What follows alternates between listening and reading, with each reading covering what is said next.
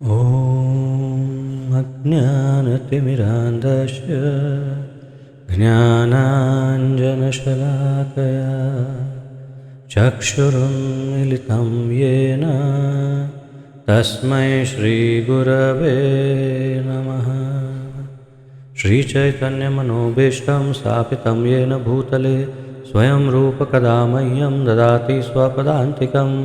वन्देऽहं श्रीगुरो श्रीयुतपदकमलं श्रीगुरून् वैष्णवांश्च श्रीरूपं साग्रजातं सहगण रघुनाथान्वितं तं सजीवं साद्वैतं सावधूतं परिजनसहितं कृष्णचैतन्यदेवं श्रीराधाकृष्णपादान् सहगणललिता श्रीविशाखान्वितांश्च।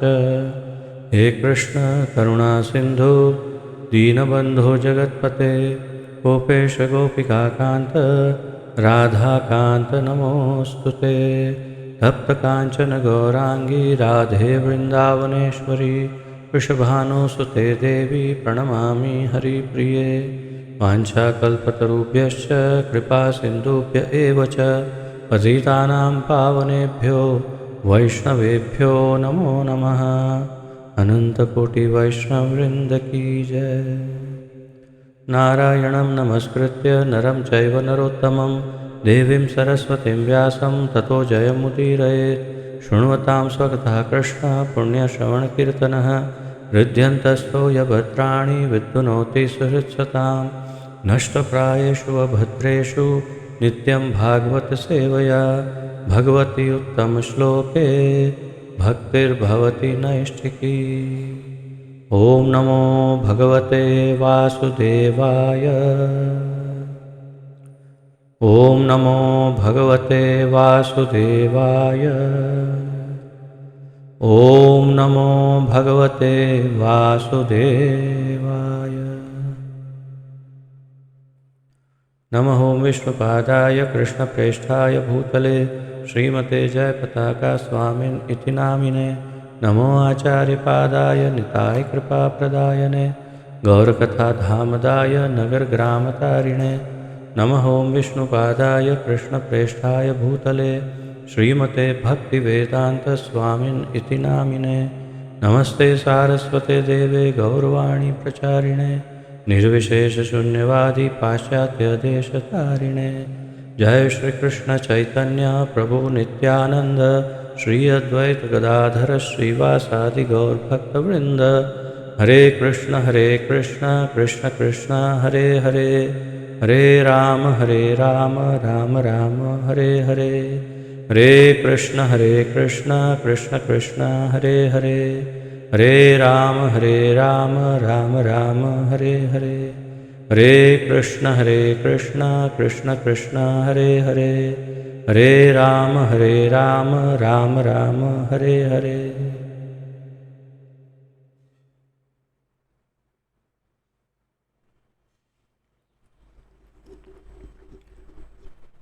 आप सबका बहुत बहुत स्वागत है आज के इस अति महत्वपूर्ण भक्तिमय ज्ञान यज्ञ में, जिसके अंतर्गत हम श्रीमद् भागवत महापुराण का अध्ययन कर रहे हैं।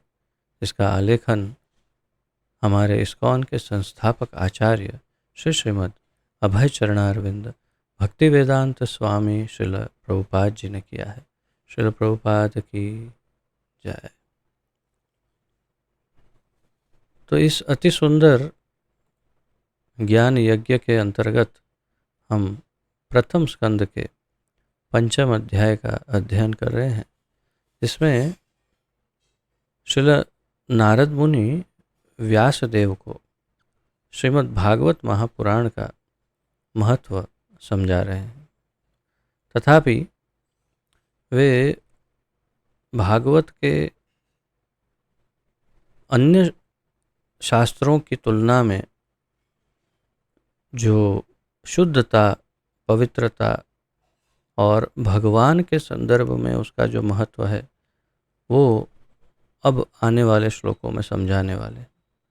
आने वाले 2 श्लोक विशेष रूप से ऐसे हैं जिसके अंतर्गत नारद मुनि ये बताएंगे कि ये भागवत जो है वो अत्यंत महत्वपूर्ण है। पहले कुछ नेगेटिव बात करेंगे सामान्य संसारी, और फिर पॉजिटिव बात करेंगे अर्थात नकारात्मक फिर सकारात्मक, जैसे हमारे श्रील जीव गोस्वामी बताते हैं।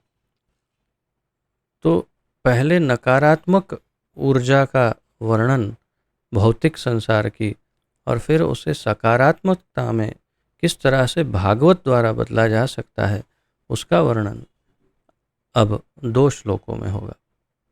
श्रील प्रभुपाद जी ने बहुत ही बड़े बड़े, वैसे पहले का थोड़ा सा कम है परंतु दूसरे का काफ़ी बड़ा तात्पर्य दिया है, क्योंकि उन्होंने इस आधुनिक भौतिक काल के, आधुनिक जगत के दृष्टिकोण से उसे समझाया है।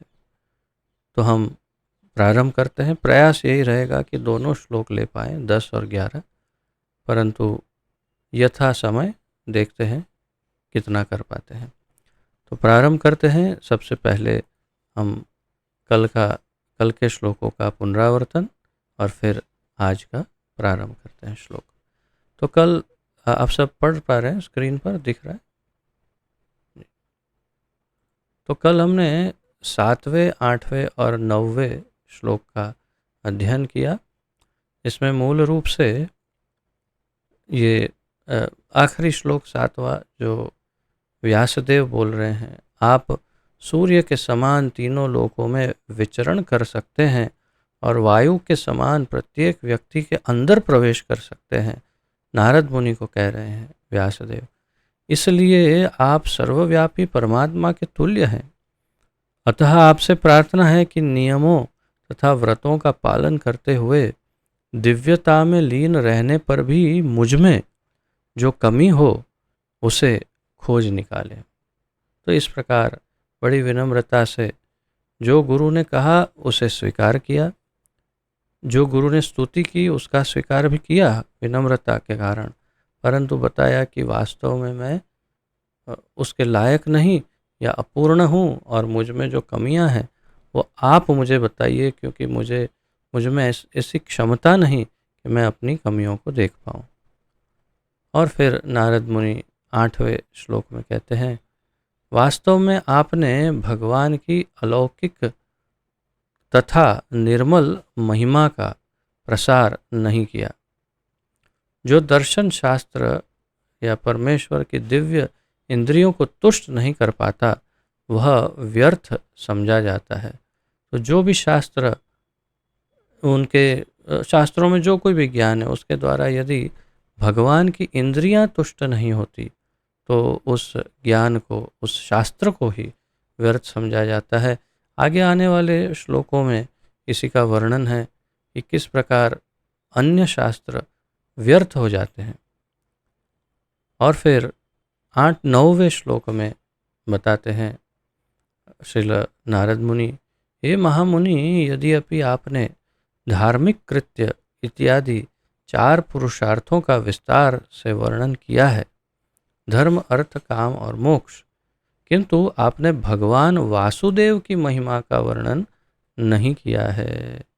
यही सबसे मुख्य पॉइंट पूरे नारद मुनि के पूर्ण रूप से जो उन्होंने सार प्रस्तुत किया, वो सार यही है कि किंतु आपने भगवान वासुदेव की महिमा का वर्णन नहीं किया।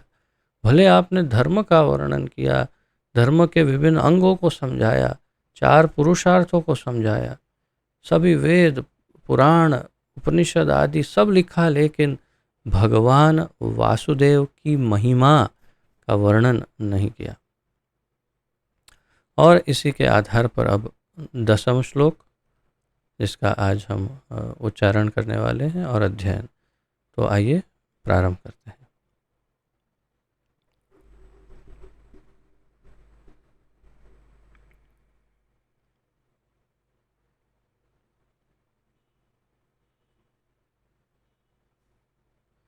न यद्वचश्चित्रपदं हरेर्यशो जगत्पवित्रं प्रगृणीत कर्हिचित् यद्वा यशं तीर्थमुशन्ति मानसा न यत्र हंसा निरमन्त्युपैति शिक्षयाः न यद्वचश्चित्रपदं हरेर्यशो जगत्पवित्रं प्रगृणीत कर्हिचित् तद्वायसं तीर्थमुशन्ति मानसा न यत्र हंसा निरमन्त्युशिक्षयाः।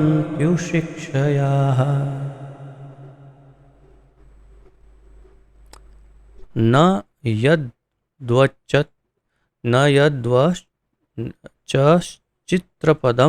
हरेर्यशो जगत्पवित्रं प्रगृणीत कर्हिचित् तद्वायसं तीर्थम उशन्ति मानसाः न यत्र हंसा निरमन्त्यु शिक्षयाः।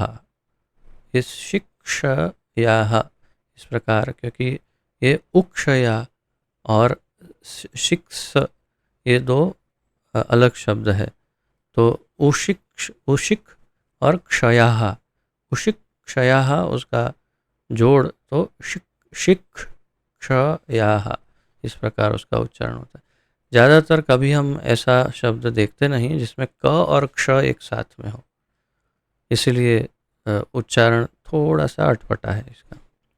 शब्दार्थ न नहीं, यत वह, वचः वाणी, चित्रपदम अलंकारिक, हरे है भगवान का, यशः महिमा, जगत ब्रह्मांड, पवित्रम पवित्र, प्रगृणीत वर्णित, करहिचित मुश्किल से,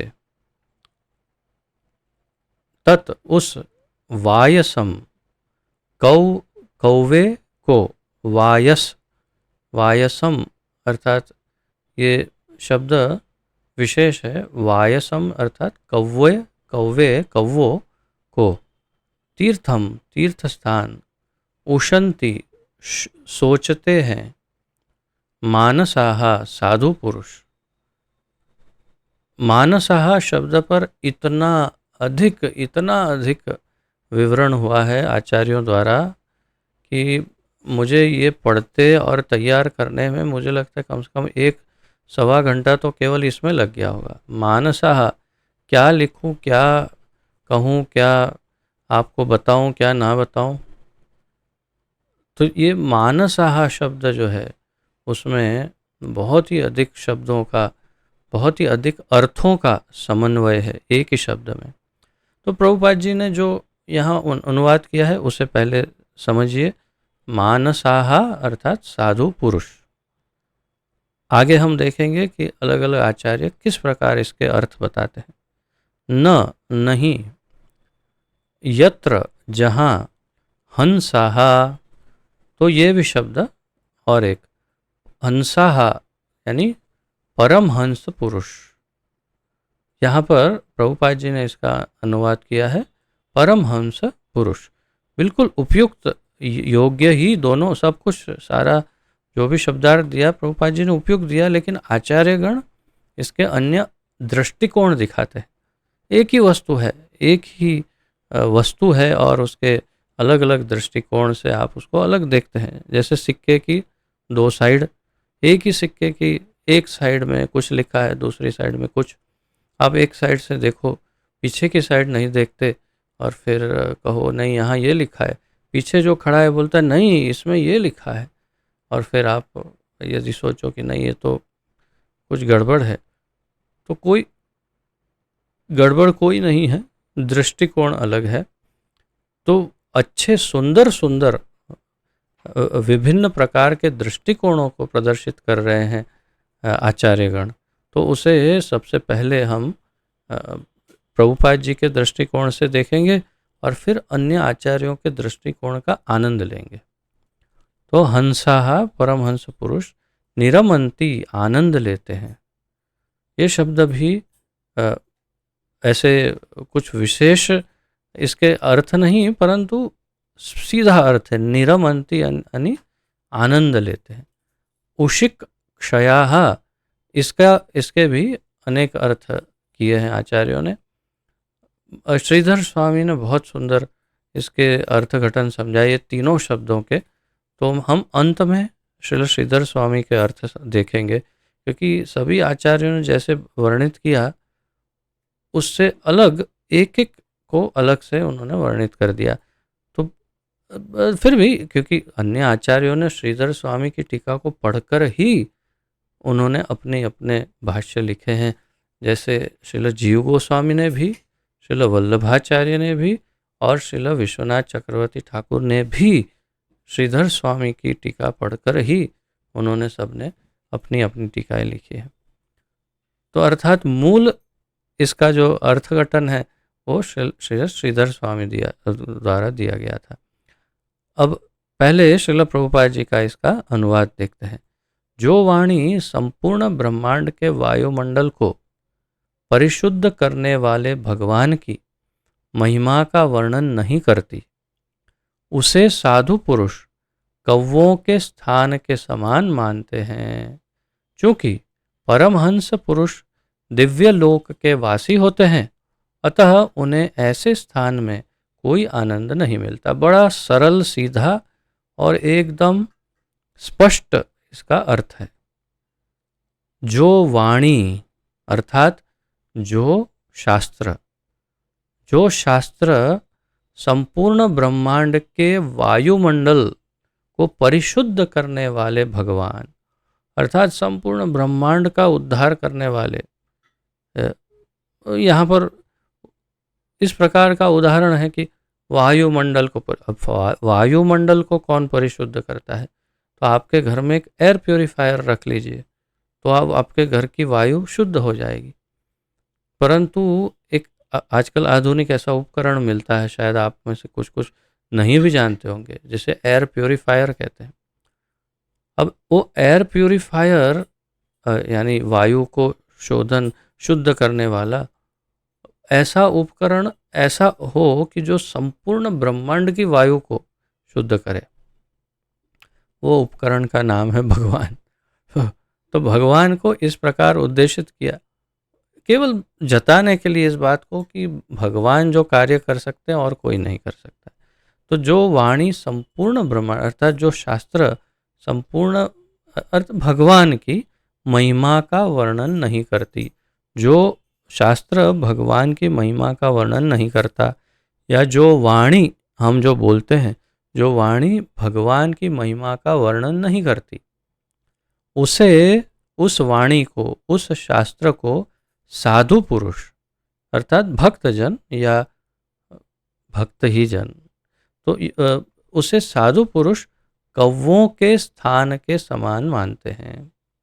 कौवों का स्थान क्या होता है, कैसा होता है, उसका संपूर्ण विवरण दिया है प्रभुपाद जी ने कि कौवों का स्थान ऐसा होता है, हंसों का स्थान ऐसा होता है। तो यहाँ कौवों की बात कही, अब यहाँ कौवों की बात कही तो आगे हंस की बात होनी चाहिए।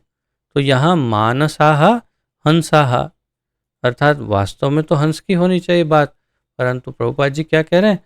चूंकि परमहंस पुरुष, हंस यानी परमहंस कह रहे हैं, दिव्य लोक के वासी होते हैं। दिव्य लोक के वासी उशिक क्षयाहा यानी दिव्य धाम के वासी। तो उशिक बहुत उत्तम और जो हमसे श्रेष्ठ धाम है, ऐसे लोक के वासी। अतः उन्हें तो चूंकि परमहंस पुरुष दिव्य लोक के वासी होते हैं, अतः उन्हें ऐसे स्थान में कोई आनंद नहीं मिलता। उन्हें ऐसे स्थान में कोई आनंद नहीं मिलता। मुझे लगता है आगे बढ़ने से पहले ही आपको सामान्य एक आउटलाइन बता देता हूँ कि मानसाहा का एक अर्थ आचार्यों के मत अनुसार है मान सरोवर या मानस सरोवर। तो मान सरोवर के नाम से सब जानते हैं मानस सरोवर। मानस सरोवर अति दिव्य सरोवर है और हंसा यानी हंस। तो जो कौवों का स्थान है उसमें मानस सरोवर के हंस जो हैं उन्हें कोई इंटरेस्ट नहीं होता, या फिर जो भौतिक जगत के कौवे की तरह जो बिल्कुल हमेशा काय काय काय करते करते भौतिक चीज़ों में ही अपना जीवन बिताने वाले भौतिक जीव हैं, उनमें उनके स्थानों पर या उनकी बातों में, उनकी वाणी में परमहंस भक्तों को इंटरेस्ट नहीं होता। जो मानसाहा है, अर्थात जो साधु पुरुष हैं, उनको उसमें इंटरेस्ट नहीं होता। अब इसका अधिक विवरण हम आगे बाद में फिर दोबारा देखेंगे। तो ये दो अर्थ निकल रहे हैं। तात्पर्य देखते हैं श्रील प्रभुपाद जी द्वारा। कौवे तथा हंस अपनी भिन्न भिन्न मानसिक प्रवृत्तियों के कारण एक से नहीं होते। दोनों अलग होते हैं, कौवे अलग, हंस अलग। प्रभुपाद जी ने लिखा है उससे भी और अधिक इसमें समझाया जा सकता है। प्रभुपाद जी ने जितना बताया है उससे भी अधिक वर्णन किया जा सकता है कि दोनों में क्या फ़र्क होता है। एक काला, एक सफ़ेद, एक को एक ही आँख होती है कौवे को, हंस कुछ अलग ही प्रकृति का होता है। कौवा कचरा खाता है, हंस जल और दूध दोनों को मिक्स करके दे दो तो उसमें से केवल दूध पीता है, जल छोड़ देता है और मोती को चुनता है। वो जल के अंदर मोती को चुनता है, और कौवा कचरा खाता है। ऐसे बहुत अंतर दिखाए जा सकते हैं। कौवा मृत शरीरों को खाता है, जबकि हंस कभी भी कोई ऐसी चीज़ नहीं खाता, इत्यादि। तो प्रभुपाद जी क्या कह रहे हैं, कौवे तथा हंस अपनी अपनी भिन्न मानसिक प्रवृत्तियों के कारण एक से नहीं होते। सकाम कर्मियों या रजोगुणी व्यक्तियों की तुलना कौवों से की गई है और परमहंस साधु पुरुषों की तुलना हंसों से की गई है। ये इसका सार है कि किसकी तुलना किसके साथ। सकाम कर्मियों अर्थात सामान्य भौतिक जगत के सामान्य लोग जो सांसारिक चीज़ों में डूबे हुए हैं, घुसे हुए हैं, जिनकी चेतना में सदैव भौतिक सृष्टि के ही की चिंताएं लगी रहती है। वो मेरे बैंक का अकाउंट क्या हुआ उसका, अरे मेरा क्या हो क्या रहा है मेरे बैंक में, अरे मेरा घर क्या हुआ, उसका इंश्योरेंस बाकी है, अरे मेरे बेटे का उसकी पढ़ाई है क्या हुआ, अरे मेरा बिजनेस, अरे मेरा ये मेरा वो मेरा वो। सदैव अपनी चिंता, अपने शरीर की चिंता, अपने परिवार की चिंता और अपनी सुरक्षा की चिंता। मैं असुरक्षित हूँ, मैं असुरक्षित हूँ, मैं असुरक्षित हूँ। सदैव अपनी असुरक्षा से भयभीत। ऐसे होते हैं सकाम कर्मिया या रजोगुणी तमोगुणी व्यक्ति, और उनकी तुलना कौवों से की गई है। और परमहंस साधु पुरुष जो ऐसे वृंदावन जैसे श्रीधाम में निवास करते हैं, जो आवश्यक नहीं कि सिर्फ धाम में ही निवास करें, परंतु प्रायः क्योंकि उनको भौतिक जगत में इंटरेस्ट नहीं, इसलिए धाम में आकर बस जाते हैं, जहाँ पर साधु अधिक अधिक दिखते हैं, भक्त अधिक दिखते हैं, जिनकी मानसिकता में भौतिकता थोड़ी कम होती है। या फिर वो ऐसे ही लोगों के बीच बैठना पसंद करते हैं जहाँ पर कोई भौतिक चर्चा नहीं, कोई पॉलिटिक्स नहीं, कोई समाचार, कुछ ये कुछ नहीं, कुछ भौतिक विविध प्रकार के प्लान नहीं कि अरे ये ऐसा बिजनेस है, इसमें पैसा लगाओ, ये करो ये करो। उनका इंटरेस्ट सिर्फ उनकी रुचि केवल और केवल भगवान में होती है। उसे कहते हैं परमहंस, या उनकी तुलना हंस के साथ की जाती है जो मानस सरोवर या मान सरोवर में निवास करते हैं। कौवों को कूड़ा करकट फेंका जाने वाला स्थान प्रिय लगता है, जिस प्रकार की कामी सकामी कर्मियों को सुरा सुंदरी तथा स्थूल इंद्रिय तृप्ति के स्थान प्रिय लगते हैं। तो कौवों का यहाँ वर्णन है। कौवों को क्या पसंद है, कौवों का हम ब्लू में और हंसों का अलग कलर में ऐसे करेंगे तो जल्दी जल्दी समझ में आए। कौवों को कूड़ा, जहाँ कूड़ा फेंकते हैं, जो कूड़ेदान होता है, या जहाँ पर आपके शहर के जो सारा जो कचरा जहाँ फेंका जाता है, वहाँ देखेंगे तो कुत्ते कौवे वहाँ अधिक से अधिक दिखेंगे आपको। क्यों? क्योंकि उसमें उनमें कुछ ना कुछ या सूकर, पिग जो होते हैं वो सब, उन लोगों को भी वहाँ पर ही इंटरेस्ट पड़ता है, क्योंकि उसमें कुछ ना कुछ योग्य मिल जाएगा उनको। परंतु हंस को कभी भी कूड़ेदान में नहीं देखेंगे आप, वे कभी वहाँ नहीं होते। तो कौवों को कूड़ा करकट फेंके जाने वाले स्थान प्रिय लगते हैं। जिस प्रकार की कामी सकामी कर्मियों को क्या पसंद है? सुरा, सुंदरी तथा स्थूल इंद्रिय तृप्ति के स्थान, अर्थात मदिरा, सुंदर स्त्रियां या सुंदर पुरुष जो भी है, और विषय भोग, इंद्रिय भोग कहने का तात्पर्य, तथा इंद्रिय तृप्ति के स्थान जैसे सिनेमा घर या कोई थिएटर या कोई क्लब, आजकल क्लब, तो क्लब आदि, फिर कोई गेम्स का स्थान इत्यादि, बहुत एक सारी चीज़ें जहाँ पर इंद्रिय तृप्ति मिलती हो, या मल्टीप्लेक्स जहाँ पर खरीदी भी हो सकती है, पिक्चर भी देख लेंगे और बाहर का खाना भी खाएंगे, और पूरी इंद्रियों को जब संतुष्टि मिल जाए तब घर लौटेंगे। ऐसे ऐसे स्थान उन्हें बड़े प्रिय लगते हैं। तो ये किसको प्रिय लगते हैं? हाँ, अगर आपको प्रिय लगते हैं तो मैं नहीं कह रहा हूँ, प्रभुपाद जी कह रहे हैं, कौवों के समान है। हंस, हंसों को क्या प्रिय है? तो हंसों को वे स्थान प्रिय नहीं लगते जहाँ कौवे काँव काँव करने और मिल मिलाप करने के लिए एकत्रित होते हैं। वे इसके बजाय प्राकृतिक छटा वाले स्थानों में देखे जाते हैं जहाँ निर्मल जल का आगार होता है और जिसमें प्राकृतिक सौंदर्य के नाना रंग के कमलों के नाल सुशोभित रहते हैं। तो ये बहुत सुंदर वर्णन है। हमारे आचार्य गणों ने जिस प्रकार वर्णन किया वैसा ही सुंदर वर्णन यहाँ पर श्रील प्रभुपाद जी ने किया है। सभी आचार्य गण इसी प्रकार वर्णन करते हैं कि जहाँ पर तो जो मानस सरोवर है उसमें यही है, वहाँ बहुत सुंदर सुंदर कमल खिलते हैं, एकदम निर्मल जल, यहाँ बिल्कुल आर पार देख सकते हैं उसे, ऐसा सुंदर जल, ठंडा शीतल और मंद मंद हवा, और हर तरफ हरियाली, शांति, इतना सुंदर वातावरण, वहाँ पर हंस विराजमान होते हैं। और कौवे जहाँ होते हैं वहाँ उन्हें पसंद नहीं आता हंसों को। इसलिए भक्त भौतिक संसार को छोड़कर भाग भाग करके वृंदावन जैसे स्थान में बस जाते हैं, क्योंकि उन्हें वे वास्तव में हंस होते हैं और इसीलिए ऐसे स्थानों को त्याग कर भाग जाते हैं।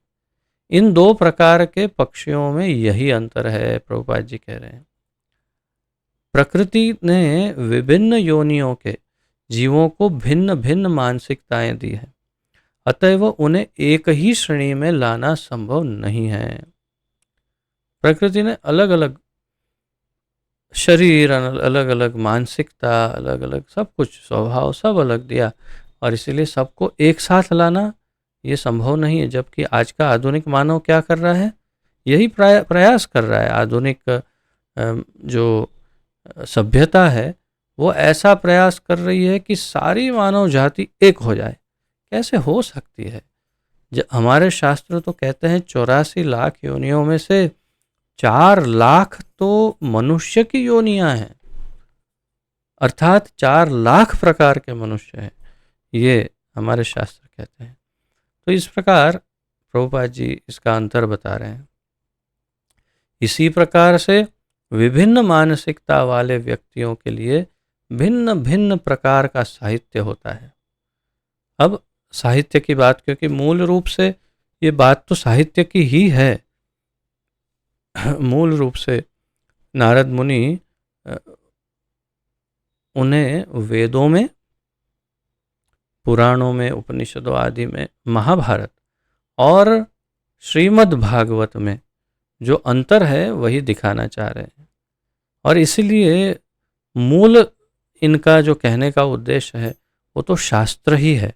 इसलिए अब यहाँ पर अब ग्रंथ, पुस्तक या शास्त्र की बात, कि इसी प्रकार अलग अलग मानसिकता वाले व्यक्तियों के लिए अलग अलग साहित्य होते हैं। अधिकांशतया बाजारू साहित्य कौवों सरीखे व्यक्तियों को आकृष्ट करने वाला होता है, जिसमें कामुक विषयों का कूड़ा करकट भरा रहता है। तो जो कौवे जैसे व्यक्ति है, उनके लिए बाजारू साहित्य जिसमें कामुक विषयों का कूड़ा कचरा भरा होता है। तो बाजार में जैसे नॉवेल या कुछ स्टोरियाँ, कथाएं जो मिलता है, उसमें जैसे आप टीवी सीरियल देखते हैं, अगर देखते हैं तो, जो हमें देखनी चाहिए नहीं, लेकिन यदि देखते हैं तो टीवी सीरियलों में कचरा ही कचरा भरा है।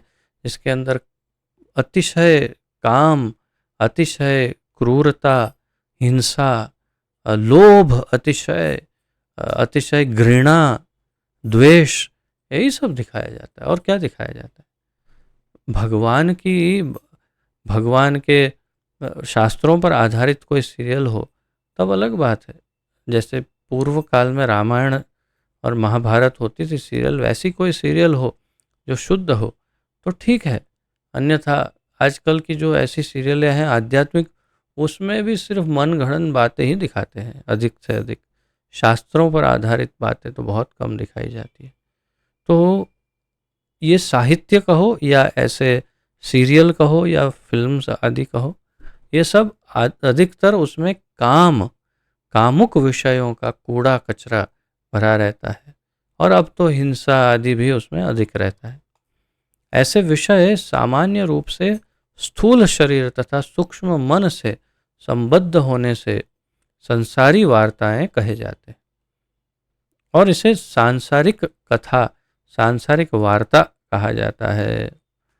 तो ये सब जो है वो सांसारिक कथा है, सांसारिक वार्ता या बातें हैं, जिसमें परमहंसों को, भक्तों को इंटरेस्ट नहीं होता। ये संसारी उपमाओं तथा रूपकों वाली अलंकारमयी भाषा में लिखे होते हैं। और लिखे कैसे जाते हैं? बहुत ही आधुनिक अलंकारमयी भाषा और शब्दों का उपयोग करके उसे लिखा जाता है, ताकि पढ़ने वाला, वांचने वाला जो है वो पढ़ते ही एकदम अभिभूत हो जाए। अरे क्या बात है, क्या लेखक है, क्या जबरदस्त इसकी भाषा है, क्या लिख रहा है, समझ में ही नहीं आ रहा। तो अर्थात मूल अर्थ तो वही है कि ऐसा लिखता है कि समझ में नहीं आता, इसलिए आश्चर्यचकित होकर पढ़ता है। तो ऐसा होने पर इनमें भगवान की महिमा का वर्णन नहीं रहता। मूल बात क्या है कि इन सब में कहीं भगवान का वर्णन नहीं होता। ऐसा पद्य या गद्य, चाहे वह जिस विषय पर भी हो, शव को अलंकृत करने जैसा है। ऐसा पद्य या गद्य अर्थात ऐसी कविताएं हो या ऐसे गद्य को कैसे, मुझे अधिक इसके समानार्थी शब्द नहीं पता, परंतु अंग्रेजी में कहते हैं ऐसे, या तो कुछ नॉवेल जैसी कथाएं, स्टोरी, या कुछ कविताएं इत्यादि। तो ये सब जो हैं गद्य पद्य, वो चाहे जिस विषय पर भी हो, भगवान पर नहीं है। ये सब बातें सांसारी सभी बातों पर, किसी भी बात पर हो सकती है।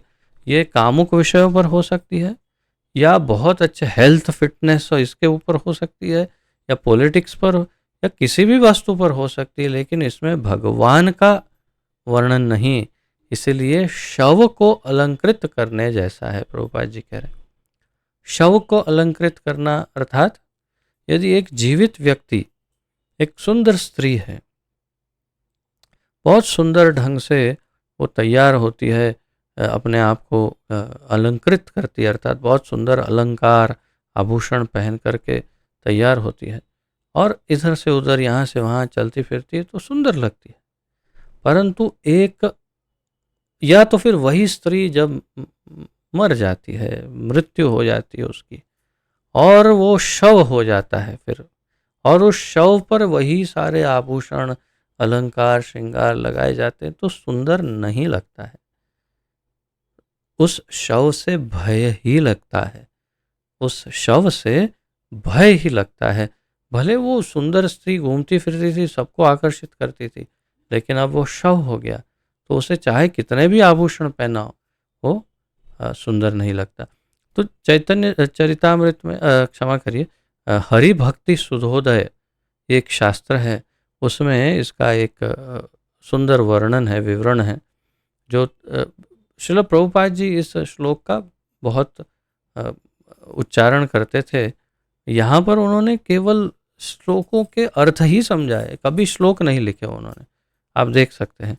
तो वे जिस श्लोक की बात यहाँ कर रहे हैं वो है हरि भक्ति सुधोदय में 3.11, तीसरे अध्याय का 11वां श्लोक है।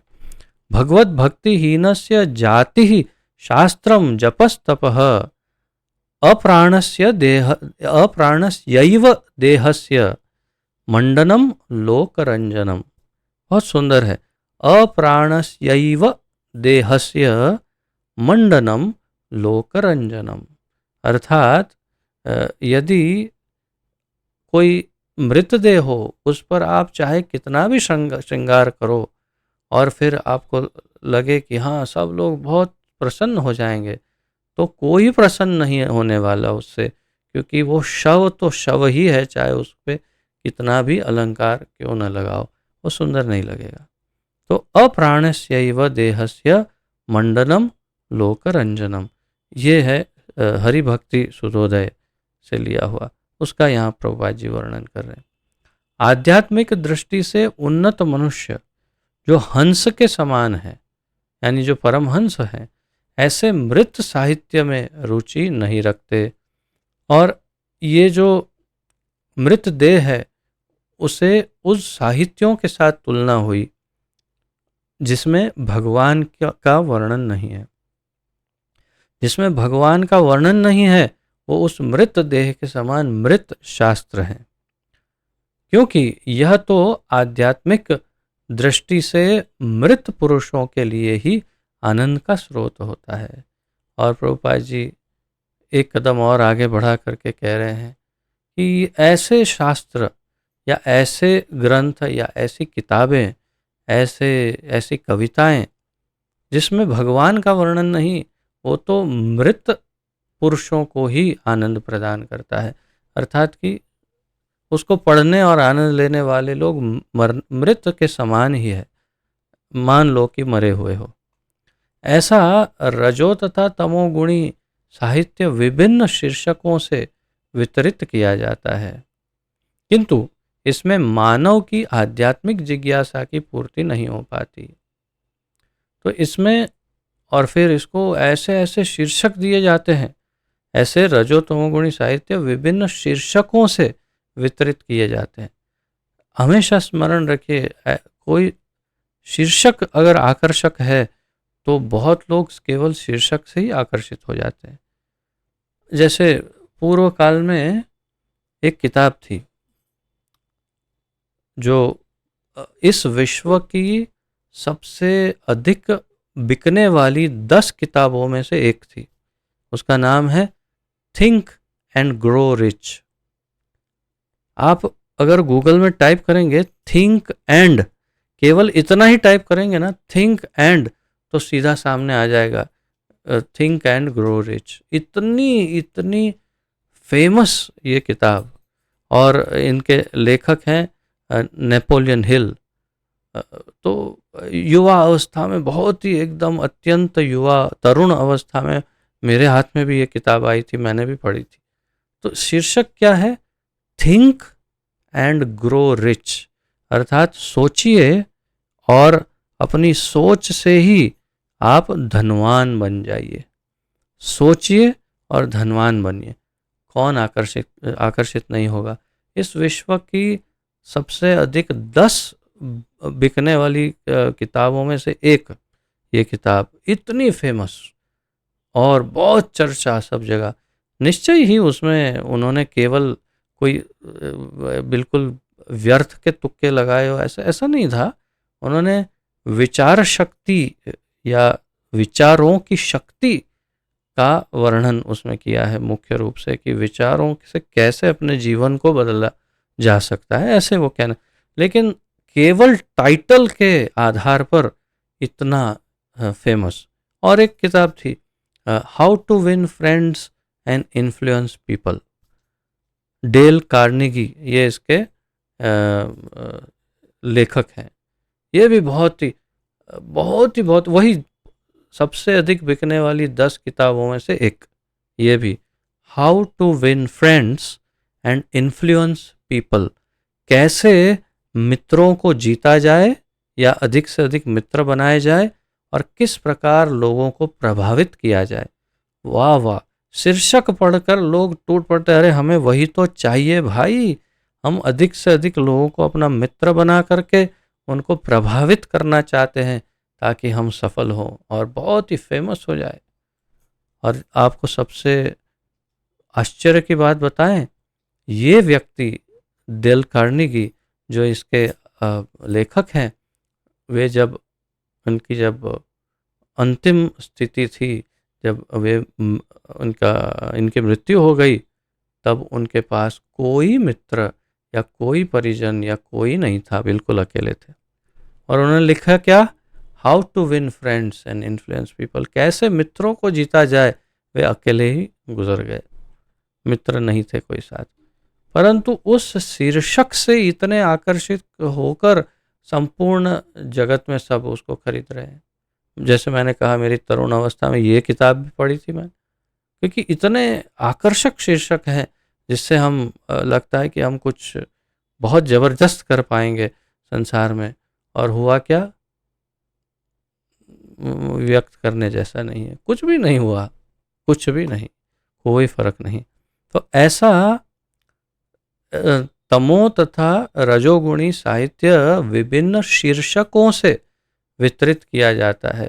तो ऐसे आकर्षक शीर्षक लगाए जाते हैं, लोग खरीदते हैं और उसमें डूब जाते हैं, परंतु भगवान का वर्णन उसमें कहीं भी नहीं होता।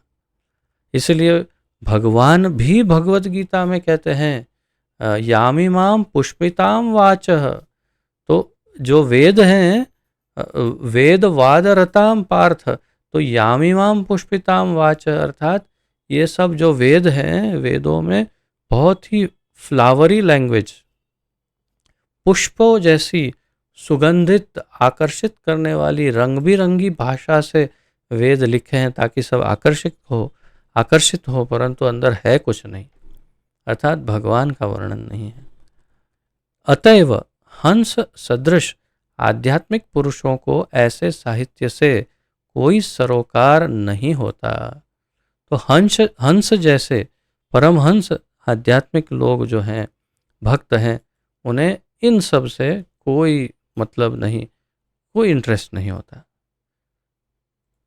ऐसे उन्नत पुरुषों को मानस भी कहा जाता है, और इसलिए मानसाहा शब्द जो है, तो प्रभुपाद जी कह रहे हैं कि उन्हें मानस भी कहा जाता है, क्योंकि वे आध्यात्मिक धरातल पर भगवान की दिव्य स्वेच्छिक सेवा के आदर्श मानदंड को बनाए रखते हैं। तो उनको मानसाहा क्यों कहा जाता है, क्योंकि वे आध्यात्मिक धरातल पर भगवान की दिव्य स्वैच्छिक सेवा के आदर्श मानदंड को बनाए रखते हैं, भगवान की वाणी, भगवान की इच्छा को सार्थक करते हैं। इसलिए यह चेतना स्थूल शारीरिक इंद्रिय तुष्टि के कार्यों या अहंकारी भौतिक मन के सूक्ष्म चिंतन के लिए सकाम कर्म करने से रोक देती है। तो कैसी चेतना, अब इसे एक एक करके पढ़ते समझते हैं। यह चेतना अर्थात आध्यात्मिक चेतना स्थूल शारीरिक इंद्रिय तुष्टि के कार्य, अर्थात जो हमारी इंद्रियों को, इंद्रिय भोग का जो विषय है उसके कार्य, विभिन्न इंद्रियों या अहंकारी भौतिक मन के सूक्ष्म चिंतन, अहंकारी भौतिक मन, मैं ही ईश्वरो हम अहम भोगी, सिद्धो हम बलवान सुखी, मैं ही ईश्वर हूँ, मैं ही भोगी हूँ, मैं ही सिद्ध हूँ, मैं ही बलवान हूँ और मैं ही सुखी हूँ, ऐसा सोचता है मन। और अपने आप को भगवान मानता है, दूसरों को सबको एकदम तुच्छ समझता है और भगवान पर तो विश्वास ही नहीं करता। तो ऐसा अहंकारी भौतिक मन के सूक्ष्म चिंतन और स्थूल शारीरिक इंद्रिय तुष्टि के लिए सकाम कर्म करने से, और इन सब के लिए सकाम कर्म करना कि ऐसे कर्म करेंगे तभी इंद्रिय तुष्टि होगी, ऐसे कर्म करेंगे तो ही मैं ईश्वर बन पाऊंगा, वो सब करने से रोक देती है क्या? यह चेतना। तो यह चेतना हम इस प्रकार इसे हाईलाइट करते हैं, रोक देती है, या हाँ इतना ये रोक देती है। और फिर बीच में ये सब आ जाएगा। यह चेतना, आध्यात्मिक चेतना या दैवीय चेतना या भगवत भक्ति की चेतना, ये सब भौतिक कार्यों को रोक देती है। ये इसका सार है। आगे है और भी, सामाजिक साहित्यिक जन विज्ञानी संसारी कवि मीमांसक तथा राजनीतिज्ञ जो इंद्रिय सुख की भौतिक प्रगति में पूर्ण रूप से लीन रहते हैं, सभी माया के हाथ की कठपुतलियां हैं। माया के हाथ की कठपुतलियां कौन सी है? यहाँ लिस्ट लिखा है। ये सब माया के हाथ की कठपुतलियां हैं। उन्हें उन्हीं स्थानों में आनंद मिलता है जहां तिरस्कृत विषय फेंके जाते हैं। जहां पर कचरा फेंका जाता है वहां कौवों को इंटरेस्ट होता है, जहां तिरस्कृत विषय फेंके जाते हैं उसमें ये सब माया की कठपुतलियों को रुचि होती है या इंटरेस्ट होता है। श्रील श्रीधर स्वामी के अनुसार यह वेश्यागामियों का आनंद है। और श्रील श्रीधर स्वामी बताते हैं कि ये सब जो वेश्या के पास जाने वाले जो लोग हैं, उनको जिस प्रकार का आनंद होता है या तो जिस प्रकार उनकी रुचि होती है, इस प्रकार ये सब है जिनका ऊपर लिस्ट दिया हुआ है यहाँ पर। लेकिन जो साहित्य भगवान की महिमा का वर्णन करता है, उसका आनंद वे परमहंस उठाते हैं जिन्होंने मानव कार्यों के सार तत्व को प्राप्त कर लिया है। लेकिन यही बात तो मूल है कि जो साहित्य भगवान की महिमा का वर्णन करते हैं, उसका आनंद वे परमहंस उठाते हैं। और आगे फिर बताएंगे कि ऐसे साहित्यों में यदि कोई भूल हो, कोई त्रुटि हो, कोई कमी भी हो, तो भी वो सर्वश्रेष्ठ ही है और ऐसे ही साहित्य पढ़ने चाहिए। भले उसमें कुछ थोड़ा इधर उधर हो, कोई बात नहीं, लेकिन भगवान का वर्णन है तो सर्वश्रेष्ठ साहित्य वही है। और उसका आनंद वे परमहंस उठाते हैं जिन्होंने मानव कार्यों के सार तत्व को प्राप्त कर लिया है। जैसे हंस दूध और पानी से दूध का सार ले लेता है, वैसे ही परमहंसों ने इस भौतिक संसार में से इस आध्यात्मिक सार रूपी भागवत या भगवान की वाणी या उनके महिमा को ग्रहण कर लिया। ये इसका अर्थ है। अब आचार्यों के कुछ मत देखते हैं इस पर। तो मानसा जो शब्द हैं उस पर विवरण है। श्रील विश्वनाथ चक्रवर्ती ठाकुर जो हैं वे श्रीमद् भागवत के 9वें स्कंद के 4थे अध्याय के 68वें श्लोक से 9.4.68 से कुछ वर्णन करते हैं। बहुत ही सुंदर ये श्लोक है, इसका विवरण करते हैं। तो पहले पढ़ते हैं किस प्रकार विवरण तक पहुंचते हैं विश्वनाथ चक्रवर्ती ठाकुर। तो मूल रूप से पहले श्रीधर स्वामी ने समझाया, फिर जीव गोस्वामी ने समझाया और उसके पश्चात श्रील विश्वनाथ चक्रवर्ती ठाकुर ने समझाया। तो उन्होंने इन सब का सार लिया और फिर अपने तरीके से प्रस्तुत किया। तो मानसा या हमसा, मानस सरोवर के हंस या ऐसे भक्त जो भगवान के मन में बसे हों, उनका विवरण है। उनके मत अनुसार मानसा, हमसा, ये शब्द जो है दो, उनका अर्थ इस प्रकार है कि मान सरोवर के हंस, या तो फिर ऐसे भक्त जो भगवान के मन में बसे हो। मानस तो मान सह, तो मन में रहने वाले, किसके मन में? भगवान के मन में रहने वाले भक्त।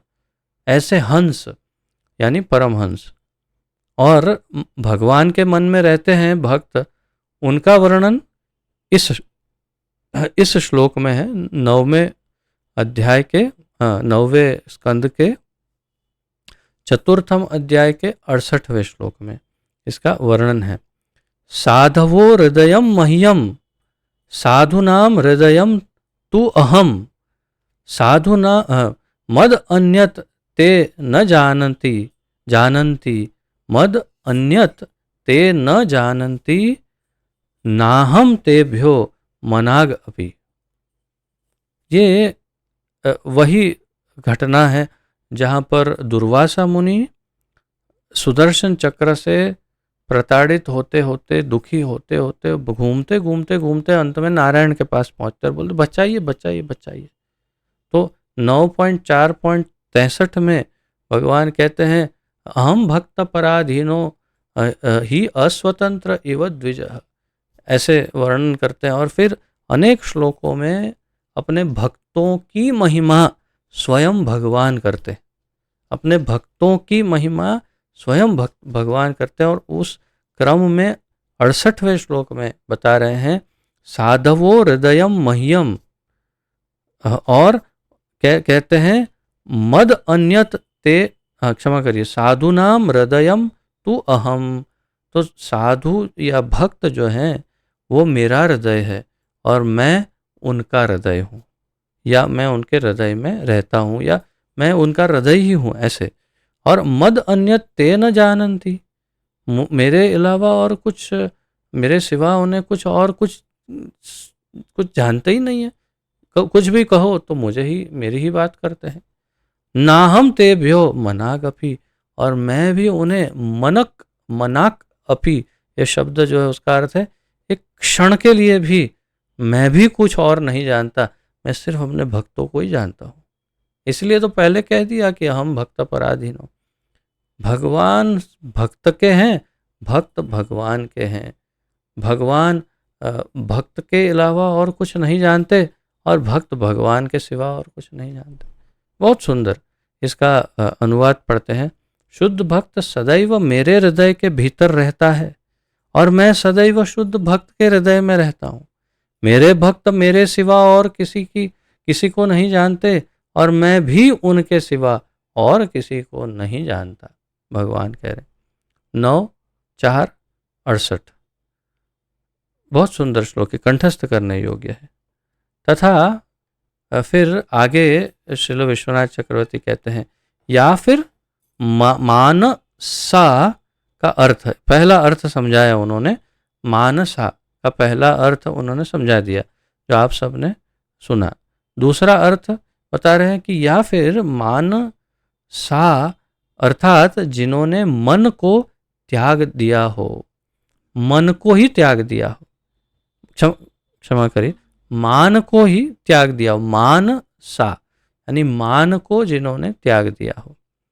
ऐसे भक्त जिन्होंने मान का परित्याग किया हो। क्यों? क्योंकि विश्वनाथ चक्रवर्ती कहते हैं उन्होंने देखा कि इसमें कुछ इंटरेस्टिंग है ही नहीं मान में क्या है, कुछ नहीं। इंटरेस्ट या रुचि तो भगवान में है, तो फिर मान को छोड़ो।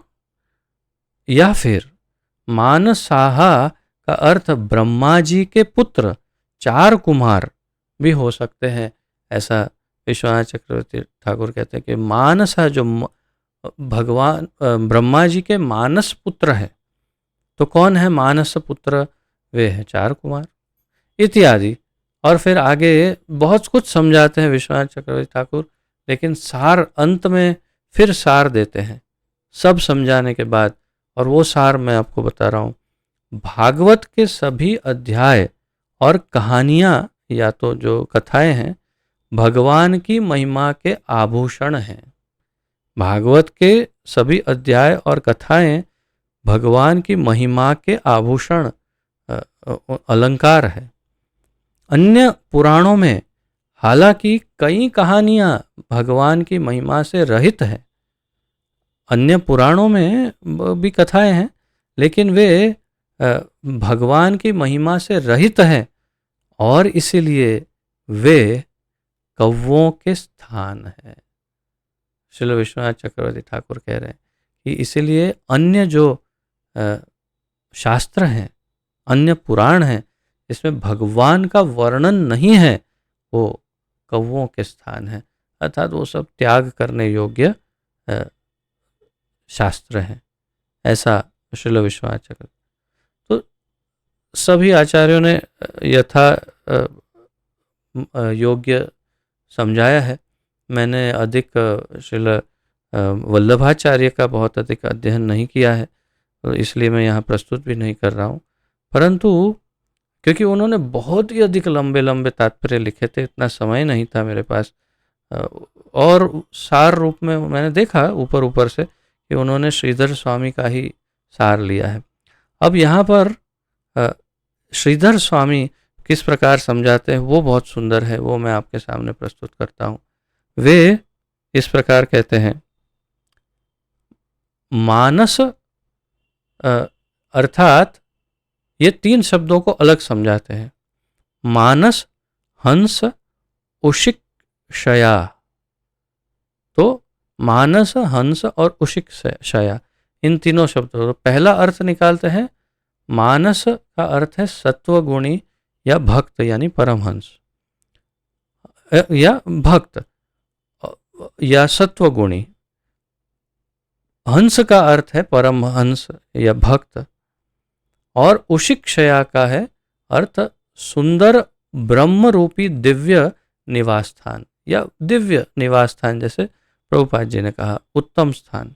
और आचार्यों के मत अनुसार ये चार कुमार का वर्णन भी हो सकता है, क्योंकि ब्रह्म लोक से नीचे का लोक उनका है और इसीलिए उसका ये वर्णन हो सकता है, ऐसा कुछ आचार्यों का मत है। मानस का दूसरा अर्थ बता रहे हैं श्रील श्रीधर स्वामी, मन या क्षमा करिए, या मान सरोवर। तो मानस का अर्थ है मान सरोवर या मानस सरोवर। हंस का अर्थ है हंस, और उशिक्षया का अर्थ है सुंदर कमल का वन।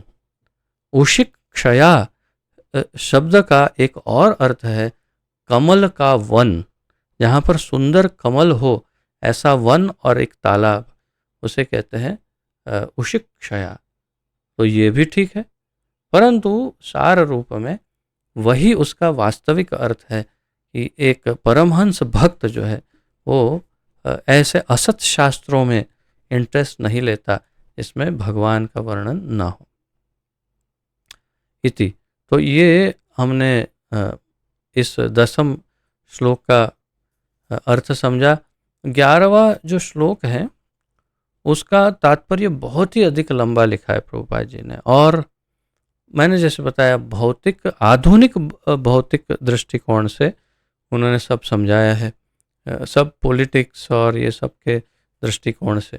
तो हम पढ़ते हैं और आचार्यों ने बहुत ही कम उसके अंदर विवरण दिया है, तो उसका हम अर्थघटन भी देख लेंगे आध्यात्मिक, परंतु पहले इसका उच्चारण करते हैं और प्रयास करते हैं हम इसे आज समाप्त करेंगे।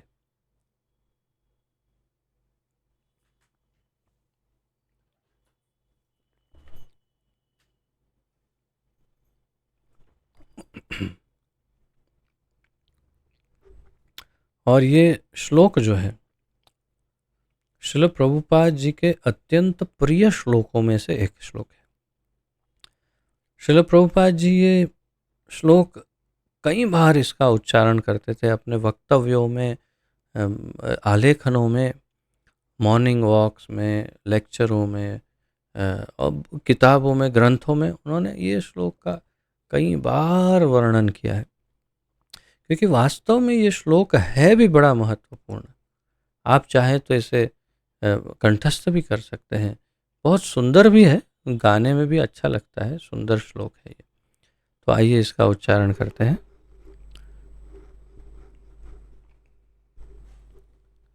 तद्वाग्विसर्गो जनताघविप्लवो यस्मिन् प्रतिश्लोकमबद्धवत्यपि नामान्ययन्तस्य यशोऽङ्कितानि यत् शृण्वन्ति गायन्ति गृह्णन्ति साधवः। तद्वाग्विसर्गो जनताघविप्लवो यस्मिन् प्रतिश्लोकमबद्धवत्यपि नामान्यनन्तस्य यशोऽङ्कितानि यत् शृण्वन्ति गायन्ति गृह्णन्ति साधवः।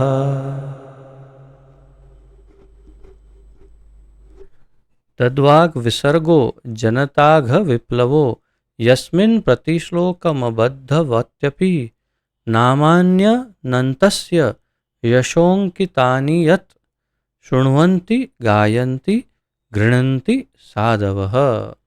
इसका सार जो है इस श्लोक का वो आखिरी लाइन में है।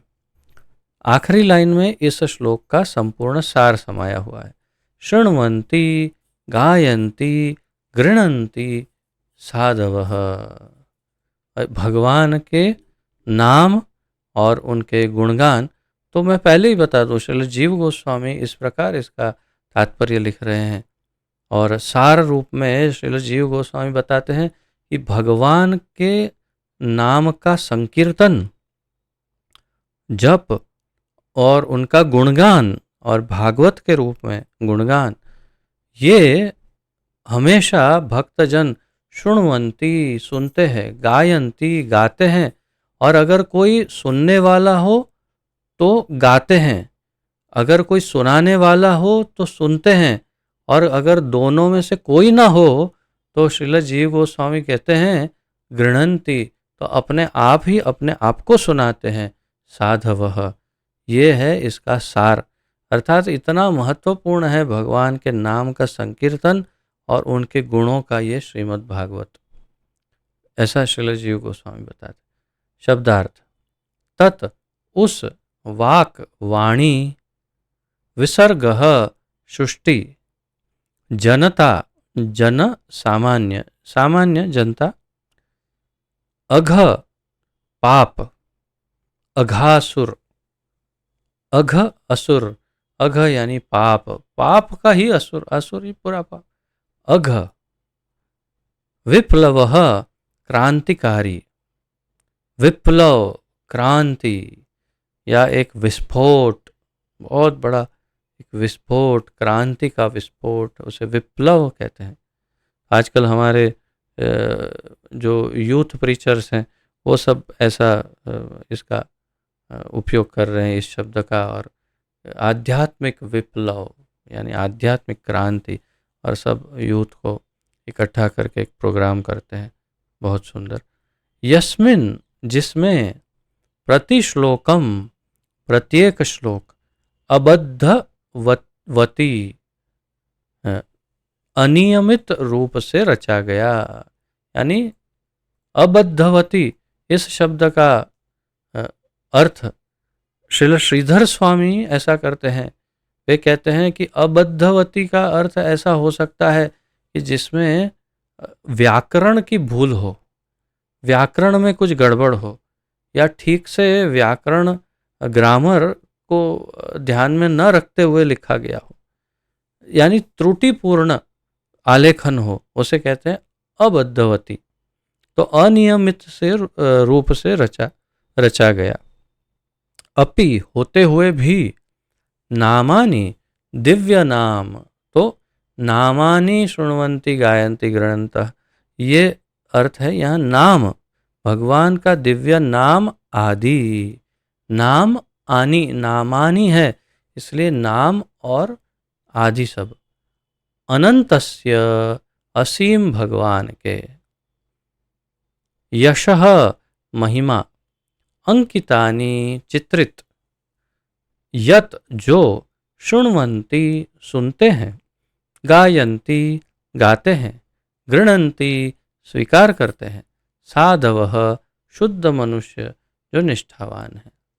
तो ये सबसे महत्वपूर्ण लाइन, जैसे मैंने कहा, शृण्वन्ति गायन्ति गृह्णन्ति साधवः, तो सुनते हैं, गाते हैं और स्वीकार करते हैं या अपने आप को ही सुनाते हैं। गृह्णन्ति अपने आप को गुनगुनाते हैं, जैसे कहते हैं। साधवः शुद्ध मनुष्य जो निष्ठावान है या भक्त है जो शुद्ध। अनुवाद। दूसरी ओर जो साहित्य असीम परमेश्वर के नाम, यश, रूप तथा लीलाओं की दिव्य महिमा के वर्णन से पूर्ण है, वह कुछ भिन्न ही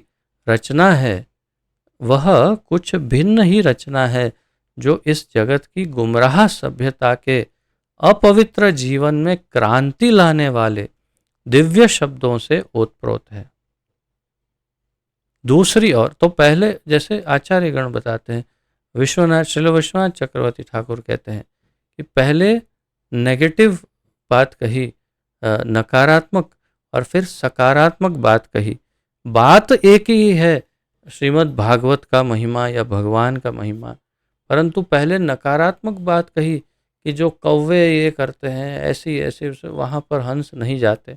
अब क्या कहते हैं, दूसरी ओर ऐसे साहित्य, जो साहित्य असीम परमेश्वर के नाम, यश, रूपों तथा लीलाओं की दिव्य महिमा का वर्णन करते हैं या उससे पूर्ण है, वह कुछ भिन्न ही रचना है जो इस जगत की गुमराह सभ्यता को अपवित्र जीवन में क्रांति लाने वाले दिव्य शब्दों से ओतप्रोत है। तो इन शास्त्रों में ऐसे दिव्य शब्द हैं, ये सबसे महत्वपूर्ण है, जो इस जगत की गुमराह। अब इसी पर आप चिंतन कर सकते हैं, ध्यान कर सकते हैं। जो इस जगत की गुमराह सभ्यता के अपवित्र जीवन में, इस जगत की गुमराह सभ्यता, सभी गुमराह कहाँ भटक रहे हैं, क्या ध्येय है, जीवन का ध्येय क्या है, पता ही नहीं है, कोई ध्येय ही नहीं है, ध्येयहीन जीवन है। या तो कुत्ते बिल्ली वाला ध्येय है कि एक घर चाहिए, नहीं बंगलो चाहिए, बंगलो चाहिए, नहीं महल चाहिए। क्या फर्क है? सो जाओगे तो ध्यान में भी नहीं रहेगा कि रोड पे सो रहे हो, रोड पर सो रहे हो या महल में सो रहे हो, इत्यादि। तो इस प्रकार की अपवित्र जीवन में गुमराह सभ्यता जो है, उसके जीवन में क्रांति लाने के लिए, बदलाव लाने के लिए दिव्य शब्दों से ओतप्रोत ये शास्त्र है। यानी इसमें ऐसे दिव्य शब्द है जो कोई पढ़ता है, प्रभुपाद जी देखिएगा आगे कितना सुंदर कहते हैं। वे कहते हैं ये श्रीमद् भागवत यदि कोई भी पढ़ेगा तो उसका जीवन बदल जाएगा, ये 100% गारंटी है। ऐसा लिखते हैं प्रभुपाद जी आगे तात्पर्य में। ऐसा दिव्य साहित्य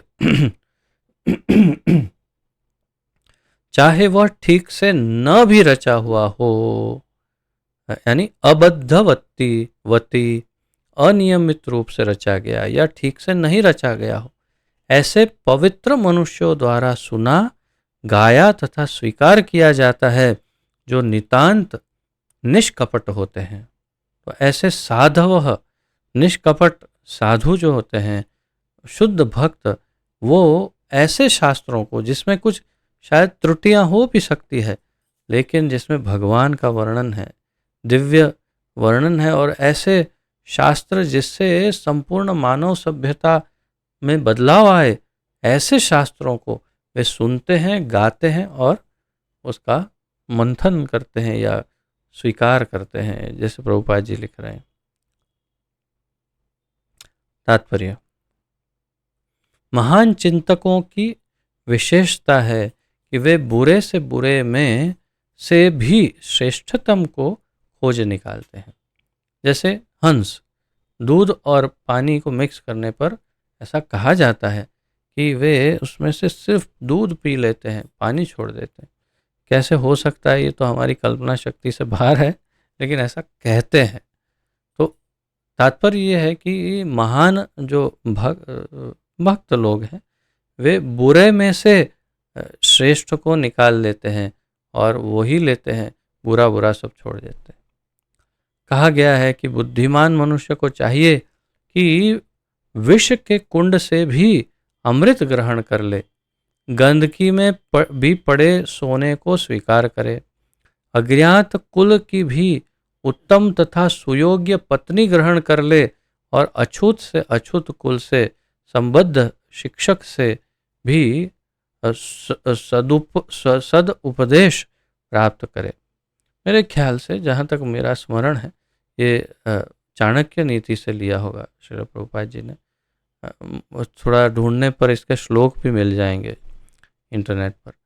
तो क्या कहा गया है, बुद्धिमान मनुष्य को क्या चाहिए कि वे विष के कुंड में अमृत ग्रहण कर ले।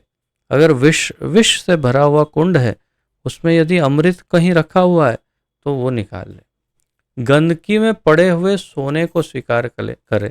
कभी कोई बहुत ही गंदी चीज़ पड़ी है, उसके अंदर सोने का कुछ गिर गया है, कुछ पड़ा है, बोले ये जाने तो गंदे में पड़ा है सोना। नहीं नहीं भाई, रुको, सोना निकालो, धो और फिर ले लो। तो ऐसा, और अज्ञात कुल की भी उत्तम तथा सुयोग्य पत्नी, ऐसा कुल कि जिसका कोई ज्ञान ही ना हो। पता नहीं मुझे ये बोलना चाहिए कि नहीं, परंतु साक्षात उदाहरण है।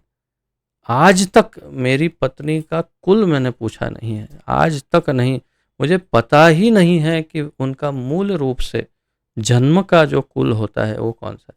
इतना पता है कि मेरी पत्नी की माता श्री ब्राह्मण दीक्षित भक्त थी, तो ब्राह्मण ही है, मैं तो यही समझता हूँ, और उत्तम वैष्णव है। परंतु आज तक, अभी तक, इस क्षण तक मुझे पता नहीं कि उनका जन्म का कुल कौन सा है। तो अज्ञात कुल की भी उत्तम तथा सुयोग्य पत्नी ग्रहण कर लेनी चाहिए, कुल का ध्यान नहीं रखना चाहिए। और अछूत से अछूत कुल से भी कोई, जैसे सूत गोस्वामी स्वयं यहाँ उनको बैठा दिया है व्यास आसन पर, तो सूत तो एक प्रकार से निम्न जाति है, तो कोई अछूत से अछूत कुल हो, ऐसे संबंध, उसमें कोई शिक्षक हो कि जो सत उपदेश दे सकता हो, आध्यात्मिक उपदेश, सत उपदेश, भगवान की वाणी सुना रहा हो, तो उसको गुरु बना करके स्वीकार कर लेना चाहिए। ये नीति है।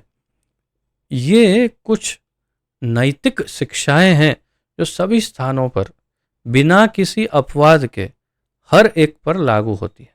प्रभुपाद जी कह रहे हैं, आप इसकी नोट बना सकते हैं और इसे अवश्य ही ध्यान में रख सकते हैं कि क्या क्या करना चाहिए। लेकिन एक संत सामान्य व्यक्ति से काफ़ी उच्च स्तर पर होता है। वह निरंतर परमेश्वर की महिमा गान में व्यस्त रहता है, क्योंकि परमेश्वर के पवित्र नाम तथा यश का प्रसार करने से जगत का दूषित वातावरण बदल सकता है और श्रीमद् भागवत जैसे दिव्य साहित्य के प्रसार से लोग अपने व्यवहारों में समझदार हो सकते हैं। तो एक संत क्या करता है, प्रभुपाद जी कह रहे हैं, वो सामान्य व्यक्ति से उसका स्तर ऊपर होता है, निरंतर परमेश्वर की महिमा का गान उसमें व्यस्त रहता है, क्योंकि परमेश्वर की पवित्र नाम का यश का प्रसार करने से जगत का दूषित वातावरण बदल सकता है। ये सारे बहुत महत्वपूर्ण पॉइंट है। एक संत सामान्य व्यक्ति से काफ़ी उच्च स्तर पर निरंतर अब हम एक एक पॉइंट अलग से मार्क करते हैं ताकि आप इसे ध्यान में रख सकें। निरंतर परमेश्वर की महिमा का गान के ज्ञान में व्यस्त रहता है। फिर क्योंकि पवित्र परमेश्वर के पवित्र नाम तथा यश का प्रसार करने से जगत का दूषित वातावरण बदल सकता है। क्यों ऐसा करता है? क्योंकि परमेश्वर के पवित्र नाम तथा यश का प्रसार करने से जगत शुद्ध हो सकता है। और श्रीमद् भागवत जैसे दिव्य साहित्य के प्रसार से लोग अपने व्यवहार में समझदार हो सकते हैं। अगर श्रीमद् भागवत का प्रसार होगा तो लोग और समझदार हो जाएंगे। श्रीमद् भागवत के इस श्लोक की व्याख्या करते हुए हमारे समक्ष संकट उत्पन्न हो गया है। प्रभुपाद जी अब हमारी भौतिक दृष्टिकोण से बातें कर रहे हैं। कह रहे हैं श्रीमद् भागवत के इस श्लोक की व्याख्या करते हुए हमारे समक्ष, प्रभुपाद जी कह रहे हैं, संकट उत्पन्न हो गया है। क्यों?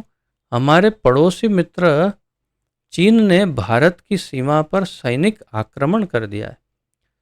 तो आप लोग आराम से बैठिए घर में, चिंता मत करिए, ये अभी की बात नहीं है, 60-70 वर्ष पूर्व की बात है, जब चाइना ने अचानक हमला कर दिया था, तब की बात है। तो अब तो चलता ही रहता है, आप जानते ही हैं। यद्यपि राजनीतिक क्षेत्र से हमें कोई भी सरोकार नहीं है, प्रभुपाद जी कह रहे हैं, मुझे पॉलिटिक्स में कोई इंटरेस्ट नहीं है, लेकिन हम देखते हैं कि इसके पूर्व भी भारत तथा चीन थे और दोनों ही देश बिना किसी दुर्भावना के सदियों से शांतिपूर्वक रहते थे। प्रभुपाद जी कह रहे हैं कि चाइना और भारत, इंडिया दोनों पहले भी थे, लेकिन दोनों शांति से रहते थे, कोई उसमें तनाव नहीं था, कोई आक्रमण नहीं। इसका कारण यह है कि उन दोनों ईश्वर चेतना का वातावरण, उन दोनों में ईश्वर चेतना का वातावरण था।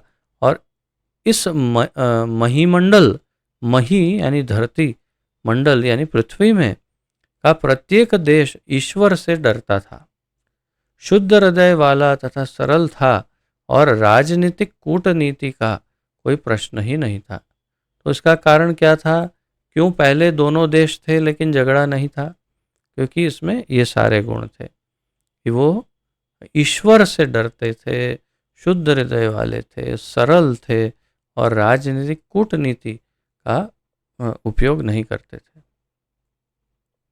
चीन तथा भारत, ये दोनों देशों के बीच उस भूमि को लेकर झगड़ा करने का कोई कारण नहीं है जो बसने के लिए उपयुक्त नहीं है, और निश्चय ही इस मामले पर युद्ध करने की तो कोई आवश्यकता ही नहीं है। प्रभुपाद जी कह रहे हैं कि किस लिए झगड़ रहे हैं? इंडिया और पाकिस्तान झगड़ रहे हैं कश्मीर के लिए। ओह, बहुत ही विशेष स्थान है। परंतु इंडिया और चाइना किस पर झगड़ रहे हैं? ऐसे बंजर स्थानों के लिए, पहाड़ी इलाकों के लिए, जहाँ पर कोई जाकर बसता नहीं है, वैसे ही कोई मनुष्य नहीं रहते वहाँ, ऐसे स्थान के झगड़ा कर रहे। तो सोचिए कि मानसिकता कैसी है कि जहाँ कोई बसते ही नहीं, उस स्थान के लिए क्यों झगड़ रहे हैं? प्रभुपाद जी कह रहे हैं। और उसके लिए फिर युद्ध करने की क्या आवश्यकता है? प्रभुपाद जी ऐसा कह रहे हैं। किंतु जैसा कि पहले कहा जा चुका है, कलह के युग, कली के कारण थोड़ी सी उत्तेजना से भी झगड़ा हो सकता है। तो इस युग का नाम ही कलह युग है, कली युग, अर्थात जिसमें झगड़ा हो, कलह यानी झगड़ा तो होना ही है।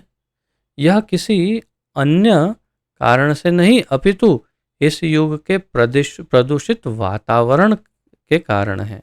प्रभुपाद जी कह रहे हैं प्रदूषित वातावरण इसका मूल कारण है।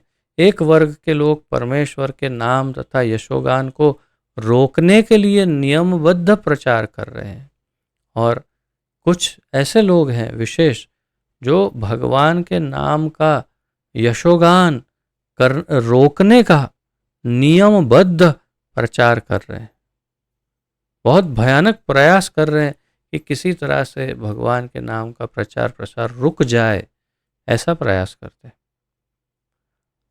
तो हम अधिक विवरण नहीं देंगे कौन है क्या है, परंतु आप स्वयं जानते हैं कि कौन से ऐसे लोग हैं जो भगवान के नाम का प्रचार प्रसार रोकने के लिए तुले हुए।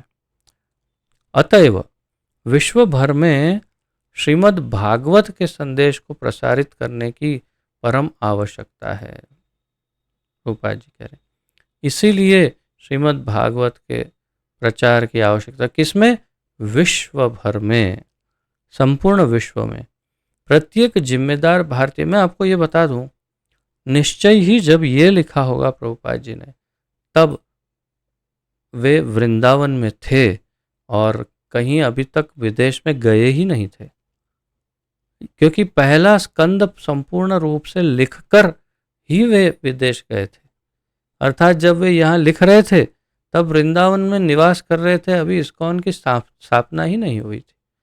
तब वे केवल ये कामना कर रहे थे, इच्छा, कि इस श्रीमद् भागवत का वितरण और प्रसारण संपूर्ण विश्व में होना चाहिए, जिससे पूरा विश्व शुद्ध हो जाए। फिर कहते हैं, प्रत्येक जिम्मेदार भारतीय नागरिक का यह कर्तव्य है कि वह श्रीमद् भागवत के दिव्य संदेश को सर्वोपरि कल्याण तथा वांछित शांति लाने के लिए विश्व भर में प्रसारित करे। प्रत्येक भारतीय का ये दायित्व है। भारत भूमि ते जन्म हैल जार, जन्म सार्थक करी कर पर उपकार, श्री चैतन्य महाप्रभु कहते हैं। भारत भूमि में जन्म हुआ है तो अपना जन्म सार्थक करो और प्रचार करो भागवत और भगवान के नाम का। क्योंकि भारत ने अपने इस उत्तरदायित्वपूर्ण कार्य की उपेक्षा की है, अतएव सारे विश्व में इतना संघर्ष हो रहा है तथा संकट छाया है। क्यों संकट छाया है? ज़्यादातर यदि किसी को पूछा जाए कि क्यों इतनी तकलीफ हो रही, बोले अरे पता है आपने, इसने ऐसा किया, उसने ऐसा किया, उसने ऐसा नहीं किया, उसको ऐसा करना चाहिए, ये नहीं किया, इसलिए। कौन ये कहता है नहीं मेरी गलती है, मैंने ऐसा नहीं किया? प्रभुपाद जी कह रहे हैं ये ह्यूमिलिटी, हम्बलनेस, यानी विनम्रता का प्रदर्शन है, विनीतता। क्या विनम्रता है? कह रहे हैं भारत ने अपना उत्तरदायित्व नहीं निभाया। भारत के पास भगवान का नाम है, भारत के पास भगवद गीता है, भारत के पास भागवत है, और इस भागवत को संपूर्ण विश्व में नहीं फैलाया, इसीलिए विश्व भर में इतना संघर्ष और संकट छाया हुआ है। ये हमारी गलती है, प्रभुपाद जी स्वीकार कर रहे हैं। हमारा विश्वास है, प्रभुपाद जी कहते हैं, कि यदि श्रीमद् भागवत का दिव्य संदेश विश्व के अग्रणी लोगों तक ही पहुंच सके तो निश्चित रूप से हृदय परिवर्तन होगा और लोग सामान्य रूप से इस संदेश का पालन करेंगे। प्रभुपाद जी बड़ा महत्वपूर्ण इस वाक्य में ये कह रहे हैं, निश्चित रूप से। मैंने जैसे कहा था 100%, यानी निश्चित रूप से, वही तात्पर्य कि अगर भागवत का दिव्य संदेश विश्व के अग्रणी लोगों तक, विश्व के अग्रणी लोग अर्थात लीडर्स, वर्ल्ड लीडर्स, विश्व के अग्रणी लोग, उन तक अगर भागवत पहुंचा दिया जाए तो निश्चित रूप से हृदय परिवर्तन होगा और सामान्य रूप से इस संदेश का पालन करेंगे। जनता आधुनिक राजनीतिकारों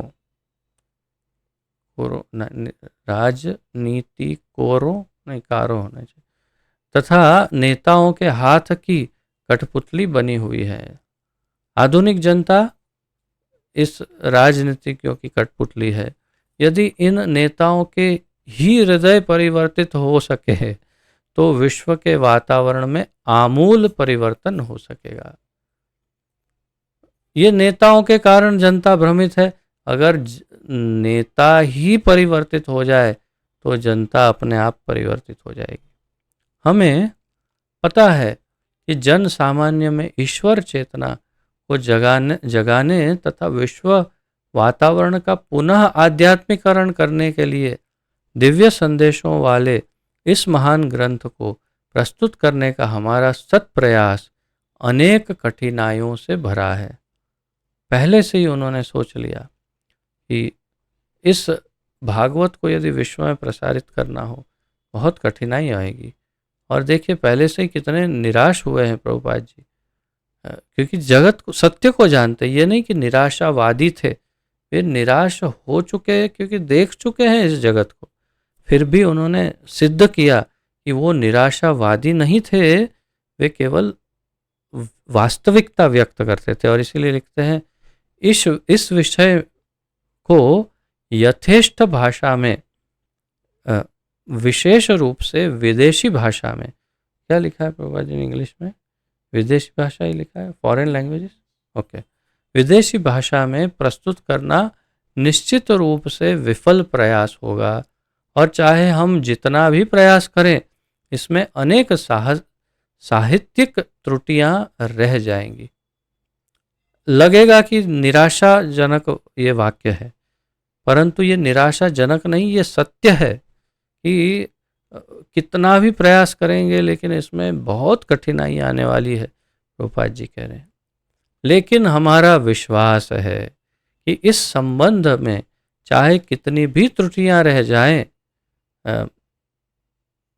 विषय की गंभीरता पर विचार किया जाएगा और समाज के नेता सर्वशक्तिमान भगवान के महिमा गान करने के इस ईमानदार प्रयास के कारण इसको स्वीकार करेंगे। कितना अचानक एकदम से बहुत ही अधिक आशावादी वाक्य लिख दिया प्रभुपाद जी ने। पहले कुछ थोड़े निराशावादी प्रतीत होने वाले वाक्य, और फिर अचानक अत्यंत आशावादी वाक्य। लेकिन हमारा विश्वास है कि इस संबंध में चाहे कितनी भी भूल क्यों न हो, विषय की गंभीरता पर विचार किया जाएगा और समाज के नेता सर्वशक्तिमान भगवान की महिमा गान करने के इस ईमानदार प्रयास के कारण इसको स्वीकार करेंगे। सत्य है, इस समय हिज होलिनेस श्री गोपाल कृष्ण गोस्वामी महाराज पधारे थे कुछ दिन पूर्व यहाँ, और अपने श्रीमद् भागवत के वक्तव्य में बता रहे थे कि कुछ 80 से अधिक भाषाओं में श्रीमद् भागवत का अनुवाद हो चुका है। विश्व की अलग अलग भाषाओं में सब जगह पर भागवत अब प्रसारित हो रहा है, और कुछ समय के बाद शायद इस पृथ्वी की सभी मुख्य भाषाओं में भागवत उपलब्ध होगी और सभी उसको पढ़ पाएंगे, और फिर परिवर्तन आएगा। प्रभुपाद जी जैसे शुद्ध भक्त कह रहे हैं तो अवश्य आएगा। जब किसी घर में आग लग जाती है तो उस घर के रहने वाले अपने पड़ोसियों से, चाहे वे विदेशी हों, सहायता प्राप्त करने के लिए दौड़ जाते हैं, और वे बेचारे उनकी भाषा न जानते हुए भी अपने भाव व्यक्त करते हैं, और पड़ोसी उनकी आवश्यकता समझ लेते हैं, भले ही वे भाव उनकी भाषा में व्यक्त न हुए हो। कभी किसी घर में आग लग जाए, पड़ोसी विदेशी हो, भाषा नहीं जानते, तो भी दौड़ के जाएंगे, वो कुछ कुछ ऐसे इशारे करेंगे, तो समझे ओह अच्छा आग लगी लगते, चलो दौड़ो, और फिर मदद करेंगे। तो ऐसी स्थिति हमारी है, प्रभुपाद जी कह रहे हैं। श्रीमद् भागवत के इस दिव्य संदेश को विश्व के प्रदूषित वायुमंडल में प्रसारित करने के लिए वैसी ही संयोग भावना की आवश्यकता है, अर्थात इसी प्रकार से हमें सहयोग की आवश्यकता है विश्व में प्रसारित करने के लिए। आखिर यह आध्यात्मिक मूल्यों से युक्त तकनीकी विज्ञान है, अतएव हमें तकनीक के विषय में चिंतित होना है, भाषा के विषय में नहीं। प्रभुपाद जी कह रहे हैं कि हमें इस तकनीकी विज्ञान को पहुंचाना है दूसरों तक। यदि इस महान साहित्य की तकनीकों को विश्व के लोग समझ लें तो उन्हें सफलता मिल सकती है। यदि इसे विश्व के लोग समझ लेंगे तो उन्हें सफलता निश्चित ही मिलेगी।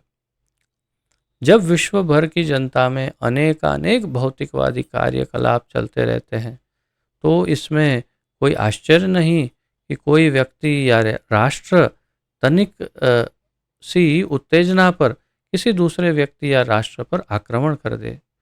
तो जैसे छोटी छोटी बातों पर, जैसे आप देखिए यूक्रेन और रशिया, कुछ छोटे से भूमि के टुकड़ों के लिए बस युद्ध युद्ध, कितने निर्दोष मारे गए, लेकिन समझते ही नहीं है पागल, क्या कहें, समझना ही नहीं चाहते कि क्या कर रहे हैं। छोटे से भूमि के टुकड़े के लिए एक दूसरे को बस मार रहे हैं, मार रहे हैं, मार रहे हैं, और सामान्य जनता को मार रहे हैं, निर्दोष जनता को। इस कली या कलयुग का यही नियम है। बड़ा दुख होता है इसे सुनकर। वातावरण पहले से भी अ, वातावरण पहले से सभी तरह के भ्रष्टाचार से प्रदूषित है और प्रत्येक व्यक्ति इससे भली भांति अवगत है। भ्रष्टाचार के विषय में क्या कहें, आप लोग गुजरात में रहते हो, अधिक से अधिक गुजरात में तो भ्रष्टाचार नहीं के बराबर ही समझो। जब बाहर निकलोगे, यूपी जैसे जगह पर रहोगे, पता चलेगा भ्रष्टाचार की परिभाषा क्या है। मैं तो यहाँ आकर समझ में आया मुझे कि भ्रष्टाचार इसको कहते हैं कि बिना कुछ दिए तो कोई काम होता ही नहीं है। चाहे किसी भी डिपार्टमेंट में चले जाओ, कुछ तो देना ही पड़ेगा। ये है इंद्रिय तृप्ति के भौतिकवादी विचारों से पूर्ण न जाने कितना अवांछित साहित्य भरा पड़ा है। इंद्रिय तृप्ति वाला साहित्य पता नहीं कितना भरा है। प्रभुपाद जी कह रहे हैं अनेक देशों में अश्लील साहित्य की जांच करने तथा उस पर प्रतिबंध लगाने के लिए सरकार द्वारा अनेक समितियां नियुक्त की जाती है। उस समय 60-70 वर्ष पूर्व अश्लील साहित्य को रोकने का प्रयास करती थी सरकार। अब तो पोर्नोग्राफी, अश्लील चलचित्र अर्थात फिल्में और फोटो आदि, ये सब से इंटरनेट भरा पड़ा है। इतनी गंदगी है क्या बताएं। और क्या कर रही है सरकार? इसका अर्थ यही है कि न तो सरकार न ही जिम्मेदार जन नेता ऐसा साहित्य चाहते हैं। तो वास्तव में जिम्मेदार व्यक्ति और सरकार नहीं चाहते ऐसा सब हो, तो भी यह बाजारों में मिलता है, क्योंकि लोग इंद्रिय तुष्टि के लिए इसे चाहते हैं। और लोग कैसे भी खरीदते हैं। जो ऐसी फिल्म्स होती है जो अयोग्य होती है, उसे अधिक धन देकर भी, काला बाजारी करके भी खरीदते हैं, बेचते हैं। सामान्य रूप से लोग कुछ पढ़ना चाहते हैं, यह प्राकृतिक प्रवृत्ति है, पढ़ने की प्रवृत्ति। लेकिन चूंकि उनके मस्तिष्क दूषित हैं, अतएव वे ऐसा साहित्य पसंद करते हैं। दूषित इंद्रियां, दूषित मन, उसके कारण वे ऐसा साहित्य पढ़ना चाहते हैं या ऐसा देखना चाहते हैं। और आप देखिए, शायद आप पता नहीं, आप ऐसे गंदे अति अश्लील वीडियो आदि इंटरनेट, ये सोशल मीडिया पर भी चलते हैं कभी। और कभी गलती से भी हो जाता है कि किसी के पास आ जाए और गलती से फिर आगे दूसरों को चला जाए, या कभी किसी ने देख लिया हो, अपने मोबाइल में रख लिया हो और फिर उसका ध्यान नहीं हो और दूसरों को पहुंच जाए, ऐसा हो जाता है। तो ये अति भयानक दूषण है और इससे कैसे बचा जाए? ऐसी परिस्थिति में श्रीमद् भागवत जैसा दिव्य साहित्य न केवल सामान्य जनों के भ्रष्ट मन के कार्यकलाप घटाएगा, अपितु यह उनकी उस चाह को शमित करेगा जिसके लिए वे रोचक साहित्य पढ़ना चाहते हैं। तो भागवत अत्यंत रोचक है, बहुत ही रसम आलयम, बहुत ही रस से परिपूर्ण है। और इसीलिए भागवत पढ़ने के बाद ये सब साहित्य में इंटरेस्ट कम हो जाना चाहिए। प्रारंभ में वे इसे पसंद न भी करें, कोई पढ़ना प्रारंभ करे तो, जैसे कल ही मुझे मेरी पत्नी पूछ रही थी कि कुछ ज़्यादा ही फिलोसॉफिकल नहीं है। तो प्रारंभ में कुछ फिलोसॉफी जैसा लग सकता है, परंतु धीरे कथाएं आएंगी और इंटरेस्ट बढ़ता जाएगा। और कैसे इंटरेस्ट बढ़ता जाएगा, क्यों बढ़ता जाएगा? इंटरेस्ट चाहे फिलोसॉफी आए तो भी इंटरेस्ट बढ़ेगा। क्यों? क्योंकि जिसे पीलिया हो जाता है, पीलिया जॉन्डिस, वह मिश्री यानी शक्कर जिसे गुजराती में कहते हैं, मिश्री या शुगर कैंडी नहीं खाना चाहता, लेकिन हमें यह ज्ञात होना चाहिए कि मिश्री ही पीलिया का एकमात्र उपचार है। जिसे पीलिया होता है उसे मीठी चीज़ें कड़वी लगती है, विशेष रूप से मिश्री, परंतु वो मिश्री ही उसकी दवाई है, उसे खानी ही है। तो धीरे धीरे कड़वापन कम होता जाएगा और मीठापन आता जाएगा और फिर एकदम मीठा लगने लगेगा। इसी प्रकार भगवत गीता तथा श्रीमद् भागवत के पठन को लोकप्रिय बनाने का विविध प्रचार कार्य होना चाहिए, क्योंकि यह इंद्रिय तृप्ति रूपी पीलिया के लिए मिश्री का काम करेगा। जब लोग इस साहित्य के प्रति रुचि उत्पन्न कर लेंगे तो वह अन्य साहित्य जो समाजों में विष फैला रहा है स्वतः ही समाप्त हो जाएंगे।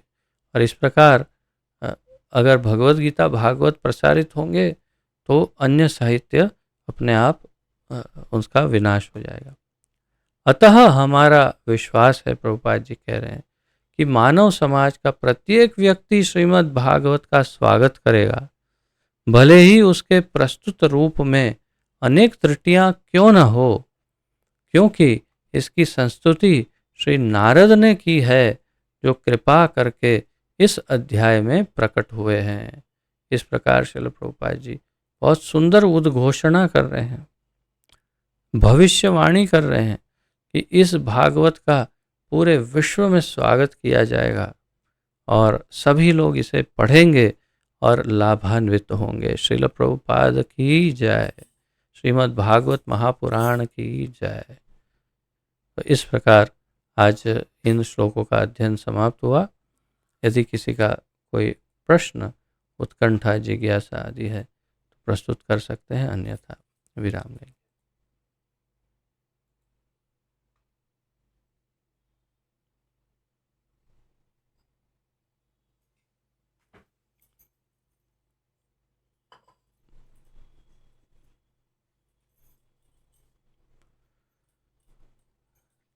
ठीक है, तो फिर विराम लेते हैं। पतित पावन जगत गुरु श्रील प्रभुपाद की जय। पतित पावन गुरुदेव की जय। ग्रंथराज श्रीमद् भागवत महापुराण की जय। अनंत कोटि गौर भक्त वृंद वैष्णव वृंद की जय। निताय गौर प्रेमानंदे हरि हरि बोल। वांछा कल्पतरुभ्यश्च कृपा सिंधुभ्य एव च पतितानां पावनेभ्यो वैष्णवेभ्यो नमो नमः। आप सबको दंडवत प्रणाम और आप सबका बहुत बहुत धन्यवाद। हरे कृष्णा।